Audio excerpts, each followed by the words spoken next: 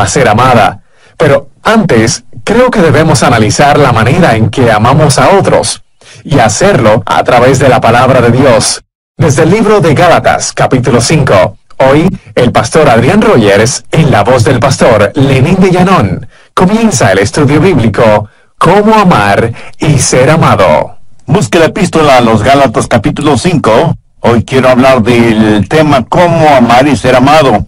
En la actualidad tenemos una generación que habla mucho sobre el amor, pero francamente debo decir que es una generación que lo que menos conoce es sobre el amor. Me refiero al verdadero amor. No solo la palabra, sino que el concepto de amor es torcido, pervertido, mal usado y abusado en nuestro mundo actual. Por lo general la gente no sabe lo que es el amor. Algunos piensan que es una emoción indescriptible, un inmenso océano de sentimientos, pero no es genuino amor. El amor, escúchame bien, el amor no es un sentimiento. Puede contener o resultar en sentimientos, pero primordialmente no es un sentimiento o una emoción. Y le voy a decir por qué. La Biblia nos ordena, escuchó, nos ordena amar. Y usted no puede ordenar a un sentimiento, piénselo. Así que la clase de amor de la cual estoy hablando no es un sentimiento, ni una emoción, ni una incontrolable pasión. No sé de dónde la gente ha sacado la idea de que el amor es algo que nos sucede, que somos víctimas del amor, que nos enamoramos y ese enamoramiento simplemente sucede como por generación espontánea. La Biblia dice, maridos, amad a vuestras mujeres. Por favor, note que esto no es una sugerencia, es una orden, porque el amor verdadero tiene que ser una decisión y una conducta. Usted puede escoger el amar, y cuando así lo hace, el amor no es primordialmente un sentimiento, sino algo que usted hace. La razón por la cual estamos tan confundidos en este mundo y en este asunto es que usamos una sola palabra para el amor. Los griegos eran más exactos y tenían varias palabras para hablar del amor. Por ejemplo, la palabra eros, raíz de palabras como erotismo, erótico, dan a entender la clase de amor que un hombre puede sentir por una mujer, y viceversa, y eso está bien. De hecho, es maravilloso, pero no es de eros de lo que estoy hablando. Aunque debemos amar a todos, no amamos a todos en forma erótica, y ni siquiera tengo que elaborar en este punto. Otra palabra griega para amor es fileo, que abarca lo que es el amor fraternal, la amistad, el compañerismo, la camaradería. En varios países del mundo hay ciudades que se llaman Filadelfia, o sea, amor fraternal. Y eso es muy positivo. Pero quiero centralizar mi mensaje en la palabra ágape, que tiene que ver con el amor divino, cómo tenerlo, cómo darlo, cómo recibirlo. Si usted quiere exhibir un diamante, lo pondrá sobre un terciopelo negro. Entonces podrá apreciar ese diamante en toda su exquisita belleza y perfección. ¿Sabe qué eso hace Dios con el amor ágape? Lo pone sobre el terciopelo negro de las obras de la carne. Veamos Gálatas 5, empezando en el verso 19. Y manifiestas son las obras de la carne, que son adulterio, fornicación, inmundicia, lascivia, idolatría, hechicerías, enemistades, celos, iras, contiendas, disensiones, herejía, envidias, homicidios, borracheras, orgías y cosas semejantes a estas. Note que todas estas cosas que el apóstol menciona son totalmente opuestas al amor. Y Pablo continúa diciendo, los que practican tales cosas no heredarán el reino de Dios. Ahora, si usted puede relacionar su nombre con esta lista, si ese es su estilo de vida, si eso es algo que usted practica voluntariamente, a menos que usted se arrepienta y busque el perdón de Dios, su camino tiene un destino final, el infierno.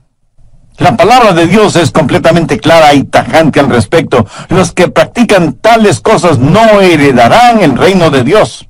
Y eso es lo que Dios dice. Esto no significa que usted como creyente no tropezará ni caerá. Pero aquí se habla de un estilo de vida, de algo que se hace voluntaria y frecuentemente. Y si usted no practica un estilo de vida cristiano, eso quiere decir que usted no es salvo. Veamos ahora los versos 22 y 23. Mas el fruto del Espíritu es amor, gozo, paz, paciencia, benignidad, bondad, fe, mansedumbre, templanza. Contra tales cosas no hay ley. Nunca habrá una ley que diga que no puede amar, que no debe ser bondadoso o que le prohíba ser humilde, ¿verdad? Pero sí hay leyes contra las obras de la carne, pero no hay leyes contra el fruto del Espíritu. Hay 9 cualidades en el fruto del Espíritu y vamos a estudiarlas tanto como nos sea posible. Pero no solo que vamos a ver el fruto del Espíritu, sino que nos vamos a examinar a nosotros mismos para saber si somos en realidad cristianos espirituales y maduros. Vivimos en una generación que habla mucho acerca de los dones del Espíritu, profecía, hablar en lenguas, sanidades. Parece que cada persona está diciendo: este es mi don espiritual, ¿cuál es el tuyo? Dios nos ha dado a cada uno de nosotros un don espiritual y necesitamos descubrir cuál es ese don y desarrollarlo y ponerlo en práctica. Pero escucha atentamente lo que voy a decir. Ningún don espiritual es señal o marca de madurez espiritual. La iglesia de Corinto fue una iglesia completamente carnal, a pesar de la práctica de dones espirituales.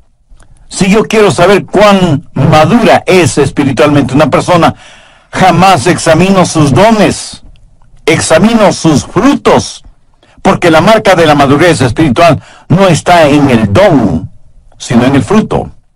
Al describir ágape, el amor divino, debemos notar varias cosas. Primero, el amor tiene que ver con decisión y conducta. Segundo, la descripción de este amor. Tercero, el desarrollo de este amor. Y cuarto, el deseo por este fruto. ¿Qué cualidades tiene el amor ágape? ¿Cómo podemos describirlo? Y como nosotros no podemos describirlo, Dios utilizó al apóstol Pablo para que describa el amor ágape en 1 Corintios 13. El amor ágape tiene 10 cualidades distintivas, de acuerdo a 1 Corintios 13. Si en su corazón y en su vida usted tiene estas 10 cualidades, entonces usted es un cristiano espiritualmente maduro. Primero, el amor ágape es sufrido. 1 Corintios 13:4, el amor es sufrido.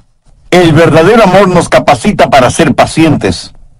Si usted es una persona impaciente, si dice: amé a tal persona hasta donde pude, pero ya no merece mi amor y por eso he renunciado a seguirla amando. Mi amigo, cuando usted deja de amar, ese momento es cuando usted menos se parece a Jesucristo. La Biblia dice que Jesús, habiendo amado a los suyos, los amó hasta el fin. El verdadero amor es sufrido, paciente. Perdona 70 veces 7, pero no se contenta con perdonar 490 veces, sino que sigue perdonando y perdonando y perdonando. ¿Por qué? Porque el amor es sufrido. Segundo, el amor ágape es benigno. ¿Y ahora qué es benignidad? Es servirnos los unos a los otros. No es servirnos los unos de los otros. Si nos amáramos, ¿qué haríamos los unos por los otros? Permítame ilustrar esto en primera persona. Si usted me ama, ¿qué es lo que me daría? No me daría lo que yo merezco, sino lo que yo necesito. Veamos Lucas 6, los versos 27 y 28. Pero a vosotros los que oís os digo, amad a vuestros enemigos, haced bien a los que os aborrecen, bendecid a los que os maldicen, llorad por los que os calumnian. ¿Qué debemos hacer por nuestros enemigos? Amarles, ayudarles, ser bondadosos con ellos, orar por ellos. Y algunos de ustedes estarán pensando: pastor, yo no puedo hacer eso ni siquiera por mis amigos, menos lo voy a hacer por mis enemigos. Permítame hacer una pregunta. ¿Alguna vez lo ha tratado siquiera? Si alguien le ha hecho daño, ¿ha tratado usted de hacerle un bien? En otras palabras, ¿es usted para esa persona una bendición? Porque eso, mi amigo, es el amor ágape. Tercero, el amor ágape es sincero. El verso 4 dice: el amor no tiene envidia. Si usted es una persona envidiosa, celosa, es porque no ama a la persona que envidia o que cela. Si usted me envidia o yo le envidio, es porque ambos queremos las cosas que el otro tiene. Si yo quiero algo que es suyo, no me regocijaré de que usted lo tenga. Eso no es amar con sinceridad. así como no lo es que me disguste sobremanera cuando usted es alabado, cuando considero que su ganancia es mi pérdida. ¿De qué amor sincero podría estar hablando? El amor verdaderamente sincero se regocija cuando los demás son bendecidos y prosperados. Cuarto, el amor ágape no es jactancioso, más bien le capacita para que sea humilde, para que no sea vanidoso ni prepotente, ni mire a los demás por encima del hombro. La Biblia dice que no debemos considerarnos más que los demás. Busque Proverbios 21:4. Altivez de ojos y orgullo de corazón y pensamientos de impíos son pecado. El orgullo y el genuino amor no pueden habitar en nuestro corazón al mismo tiempo. No podemos ser vanidosos y bondadosos a la misma vez. Una persona llena de egoísmo y orgullo jamás puede ser una persona llena del amor ágape. Sabe que las personas orgullosas son además argumentativas. La Biblia dice que solo por el orgullo viene la contención. ¿Sabe cuál es el problema en los hogares cuando hay argumentos y contenciones?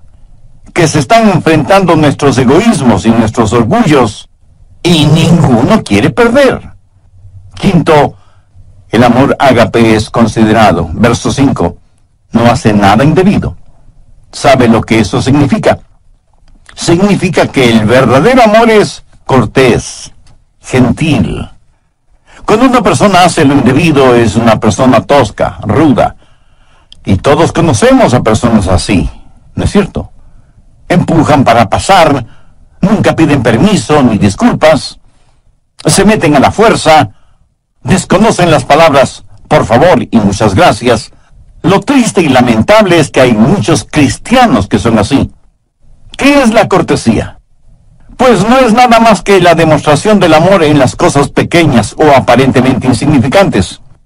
¿Y quién no tiene amor en las cosas pequeñas? ¿Cómo podría tenerlo en las cosas grandes?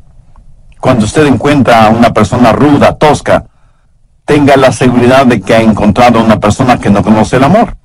Una persona que no puede ser el reflejo del Señor Jesucristo, quien fue humilde y gentil, y siempre pensó primero en los demás. Sexto, el amor ágape es un amor que se niega a sí mismo. Mire lo que dice el verso 5. No busca lo suyo. Nunca dice, yo primero, o yo conozco mis derechos. Escúcheme, cuando usted oye a una persona decir que conoce sus derechos, tenga la seguridad de que no está hablando motivada por el amor. Permítame decir una cosa muy importante. Cuando usted recibió al Señor Jesucristo y fue salvo, usted perdió todos sus derechos. Porque ¿qué derechos tiene una persona muerta? Usted está crucificado con Cristo. Ha sido comprado por un precio. Ahora pertenece a Jesucristo. Y ahora sus derechos son los derechos de Jesús. Y Él es quien le ordena amar. Usted ya no puede buscar lo suyo. Debe procurar el honor y la gloria para Jesús y el bienestar de los demás. Ese es el genuino amor que no busca lo suyo. Un muy consagrado siervo de Dios alguna vez dijo, cuando usted enseña a alguien sus derechos, tendrá una revolución. Cuando usted enseña a la gente sus responsabilidades, tendrá un avivamiento. Muy bien dicho, ¿no le parece?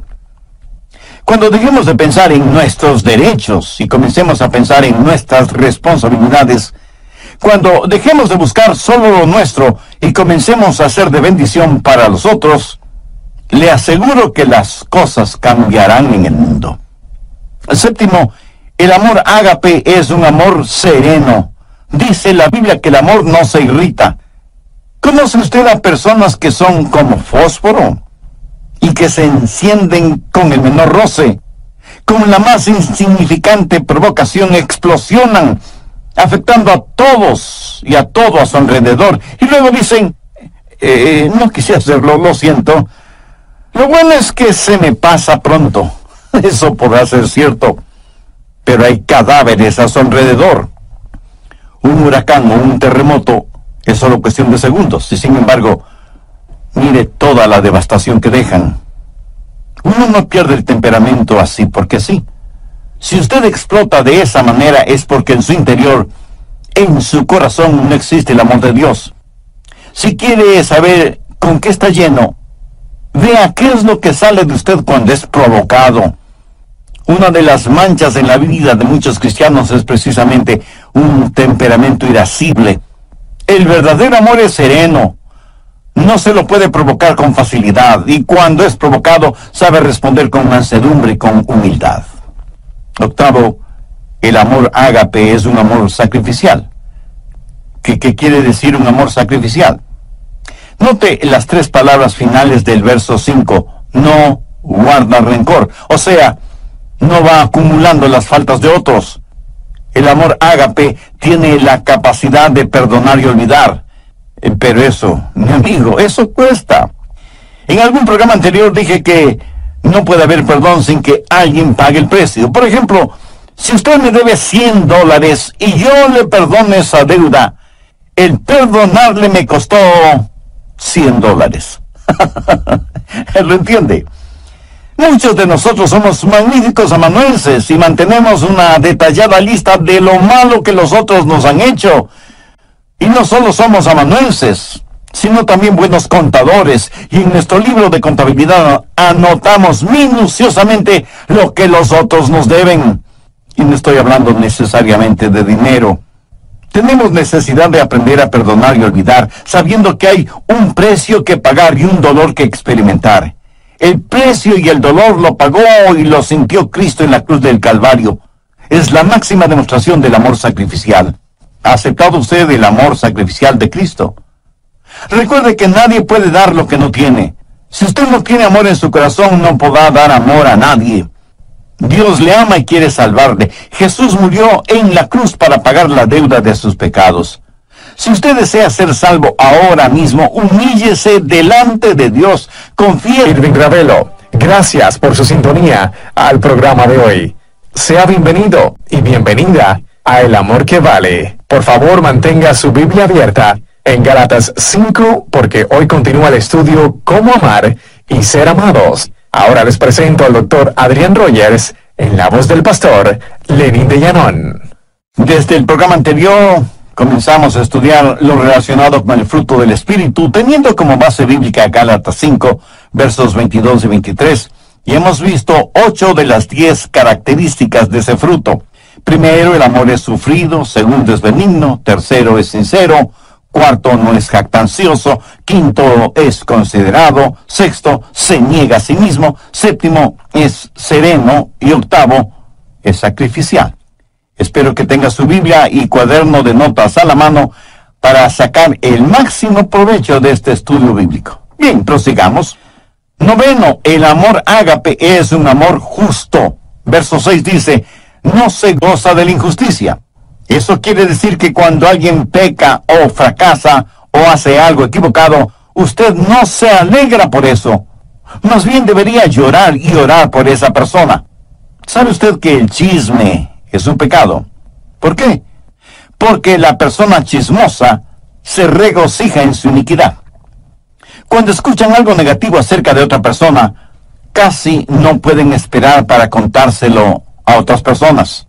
Se parecen a la mujer que dijo, mi lema es, nunca digas algo acerca de otra persona, a menos que sea algo que valga la pena chismearlo. Y aunque por lo general creemos que las mujeres son las chismosas, permítame decirle que conozco hombres que son chismosos. Se regocijan y parece que hasta aman la chismografía. Son diseminadores de malas y falsas noticias. Se regocijan de la injusticia. Ahora escúcheme, no estoy diciendo que debe hacerse el desentendido frente al pecado, porque eso es imposible. El pecado tiene que ser enfrentado, pero no se regocije de la injusticia. Y antes de que usted diga algo negativo de otra persona, hágase las siguientes preguntas. Primera, ¿sé que eso es verdad? Segunda, aun si fuera verdad, ¿es necesario que lo diga? Tercera, y si lo digo, ¿cuál es mi verdadera motivación al decirlo? El amor ágape no se goza de la injusticia. La Biblia no habla de un amor ágape chapucero que simplemente ignora el pecado. No habla de un amor que siente cierta pena por la otra persona. Cuando usted sabe que otra persona está emocionalmente herida, cuando escucha que otra persona ha fracasado, ¿cómo reacciona? Hace poco conocí a un hombre que al saber del pecado de uno de sus amigos, cayó de rodillas, puso su rostro en el suelo y lloró intensamente por su amigo que había caído en pecado. Eso es empatía, no solamente simpatía. Eso es el tener el corazón quebrantado por el pecado de otros. 10, el amor ágape es un amor sufriente. Verso 7. Todo lo sufre, todo lo cree, todo lo espera, todo lo soporta. Esto de ninguna manera significa que el amor ágape se lo cree todo. Más bien quiere decir que el verdadero amor lo puede enfrentar todo, que no hay límites para su fe. Pero cuando usted ama, hay una carga que debe llevar, y desde ese punto de vista es un amor sufriente. La gente quiere saber por qué los seres humanos sufren. Algunos porque han perdido su fe en Dios. Dicen, ¿por qué Dios permite que los humanos sufran? Si Él es un Dios que todo lo sabe y todo lo puede, ¿por qué no detiene o elimina el sufrimiento? Escúcheme, Él pudo haberlo hecho. ¿Sabe cómo? Pues no creando a los seres humanos, o creándolos sin libre albedrío. Pudo habernos hecho robots, como una máquina tecnológica. Pero hubiera significado no tener ningún compañerismo con nosotros. Porque, verá, cuando Dios nos creó, corrió un divino riesgo. Él sabía lo que nosotros le íbamos a costar. Exactamente lo que sucede con padres que procrean hijos. ¿O usted cree que esto de tener hijos es como comerse un pastelito de manzana?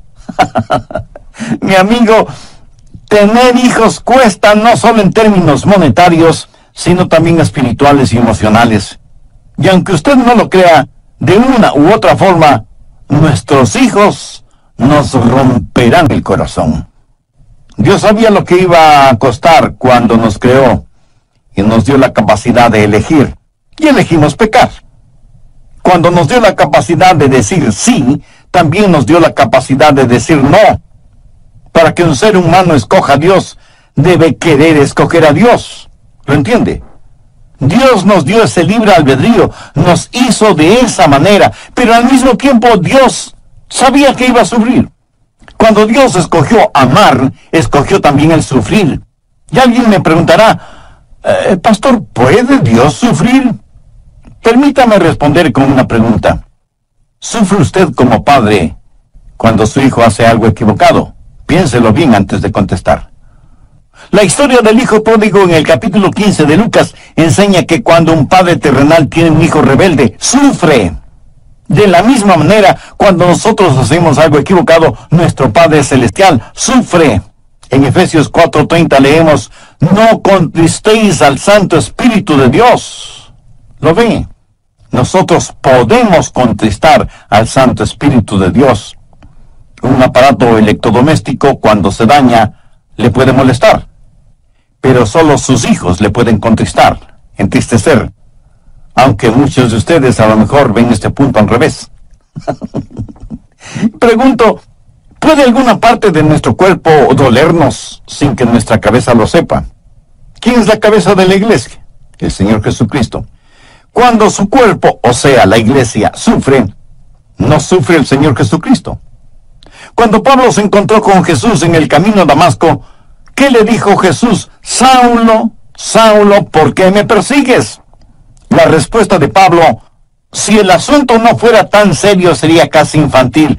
Le dijo que no le perseguía a él, a Jesús, sino a los cristianos.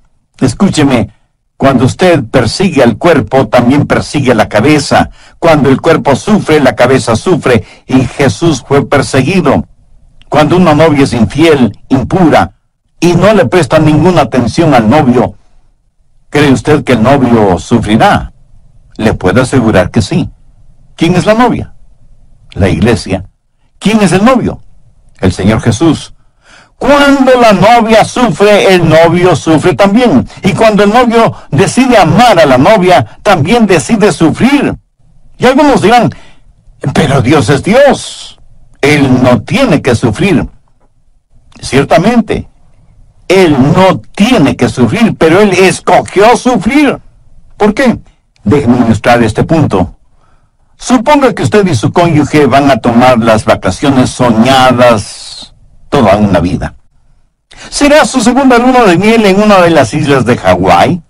Suponga que alguien les ha provisto un precioso condominio en la isla, a la orilla de una fabulosa playa, pero asimismo suponga que no tienen suficiente dinero para hacer todo lo que quieren hacer. Pero ya están ahí, dispuestos a disfrutar a plenitud del sol, la playa, el mar, las palmeras, la música y la deliciosa comida. Suponga que más o menos a las 6 horas de estar en la isla, en el continente, uno de sus nietos es golpeado por un automóvil y las preguntas surgen de inmediato. Debemos llamar a los abuelos para avisarles. Debemos interrumpir sus tan anheladas vacaciones. Ahora, ¿cuántos abuelitos y abuelitas que me están escuchando dirían, prefiero no saber nada y que me dejen disfrutar de mis vacaciones? ¿Cuántos tendrían la actitud de, si algo malo sucede, sea lo que sea, no queremos saberlo? No queremos que nada arruine nuestras vacaciones. Le puedo asegurar que antes de viajar rumbo a Hawái, usted habrá dicho a sus hijos y demás familiares, si algo sucede, llámenos de inmediato. Si algo podemos hacer desde allá, lo haremos. Y si no, regresaremos en el próximo vuelo. Eso es lo que hace el amor sacrificial. Las necesidades...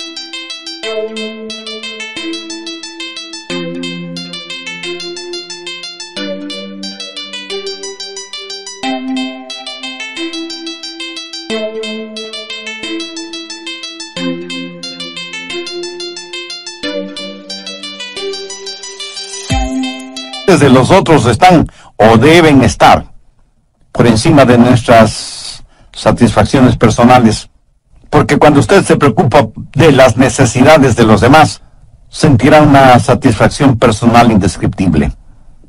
Tercero, el desarrollo de este amor. Busque Gálatas 5:19. Habla de las obras de la carne. Las obras de la carne son naturales. Las obras del Espíritu son sobrenaturales. Las obras de la carne es lo que hace el pecado en nosotros. El fruto del Espíritu es lo que Dios hace por medio de nosotros. Y esta clase de amor no la podemos producir por nosotros mismos, pero es la clase de amor que debemos llevar. En Juan 15:5 leemos que Jesús dijo, yo soy la vid, vosotros los pámpanos, separados de mí nada podéis hacer. Note que Jesús no dice que nosotros produciremos esta clase de amor. Romanos 5:5 es un versículo muy interesante, porque el amor de Dios ha sido derramado en nuestros corazones por el Espíritu Santo que nos fue dado. ¿Lo ve? Aquí se está hablando de un amor sobrenatural, el amor que proviene de la vid, se esparce en los pámpanos y produce el fruto. ¿Lo entiende? Usted no produce el fruto, solamente lo lleva. Yo nací y fui criado en la Florida, tierra de frutos cítricos por excelencia. En casa teníamos árboles ornamentales de naranjas agrias. El fruto era imposible para el paladar, pero los árboles eran hermosos. Y se necesita mucha paciencia y mucho trabajo para lograr que al fin esos árboles de naranjas agrias produzcan naranjas dulces. Ahora suponga que usted tiene un árbol de naranjas agrias, pero quiere que dé naranjas dulces. ¿Qué puede hacer? Bueno, podría podar el árbol. ¿Piensa que eso es suficiente para tener naranjas dulces? No. Entonces se le ocurre una idea genial. Va a trasplantar el árbol, lo va a trasplantar de un lado del terreno al otro lado. Como aplicación diré que muchos trasplantan el árbol de sus vidas de una iglesia a otra iglesia. pero siguen siendo cristianos agrios. Y el cambiar de membresía es como cambiar un cadáver de una tumba a otra. Perdonen esta comparación, así un poco esquelética. Como el cambiar al árbol de naranjas agrias de un lugar a otro no produce naranjas dulces, ¿qué más puede hacer? Bueno, pues ponerle nueva tierra, con bastante abono orgánico, no químico, cuidar el nivel de humedad de la tierra, que no le falta agua ni fertilizantes, y por último, cambiarle de nombre. Ya no se llamará árbol de naranjas agrias, sino árbol de naranjas dulces. Y para ayudarle al árbol a que produzca naranjas dulces, usted amarra en sus ramas varias deliciosas y dulces naranjas, esperando que esas ricas naranjas motiven al árbol a dar naranjas dulces. Y muchos de ustedes me dirán con toda razón que nadie, por ignorante que sea en cuestión de árboles frutales, haría una tontería así. Mi amigo, no es asunto de trasplante, ni asunto de podar el árbol, ni de fertilizarlo, ni de cambiarle de nombre, ni de amarrar en sus ramas buenos frutos, que solo serán decorativos. Es la naturaleza del árbol la que debe ser cambiada. Cuando ese árbol se ha injertado en un árbol bueno, la naturaleza de ese árbol será cambiada, porque recibirá una naturaleza que no es la suya propia, pero tendrá que aprender a llevar el fruto de su nueva naturaleza. La Biblia dice que cuando somos salvos, somos participantes de la naturaleza divina. La naturaleza de Dios viene a nosotros.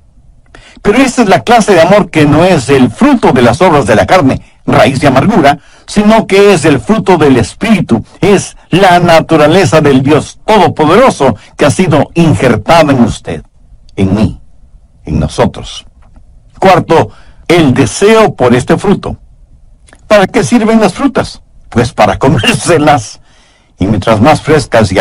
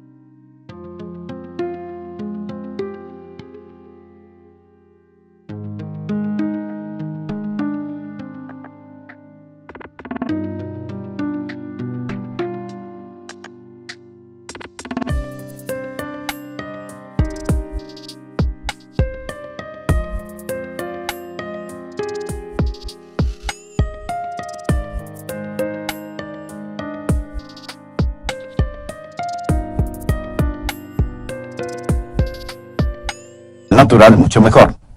¿Han notado que las frutas despiden una fragancia extraordinaria?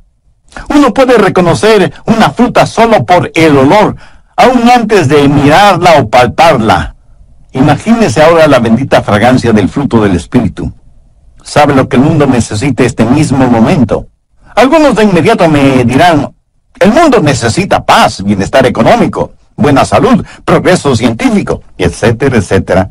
Y aunque todo eso es verdad, el mundo lo que más necesita, sin embargo, es la realidad del fruto del Espíritu. Esa es la única manera de amar y ser amado. Cuando usted permita que el Señor habite en su humanidad y demuestre su deidad a través suyo, no será un amor humano el que usted exhiba, sino que será un amor divino. No será su vida la que viva, sino la vida de Jesús en usted. Su vida tendrá la fragancia de nuestro Señor Jesucristo.